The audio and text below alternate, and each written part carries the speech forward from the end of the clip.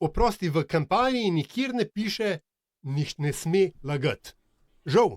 Ampak ne piše. Se ne gre za laganje, Aljaž, gre za to, da sta dve instituciji, ki sta v določenem delu populacije zaupanja vredni, spoštovani in predstavljata avtoriteto, vodili kampanjo, ne da bi jo prijavili v prostorih, ki so javni. Ena je cerkev, ki je ločena od države, drugo so pa zdravstveni domovi, ki so javni prostori. To je problem, iz tega ne smemo reči, da je to okej. Ne, to pa narobe. Absolutno ne. To je problem normalizacije slabih praks.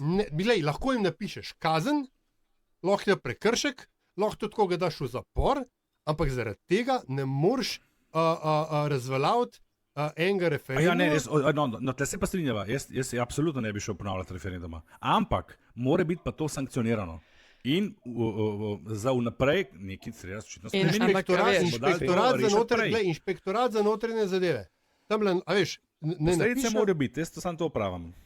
Ne bi pa absolutno ne bi ponavljal referenduma, da se nam narobe razumeli.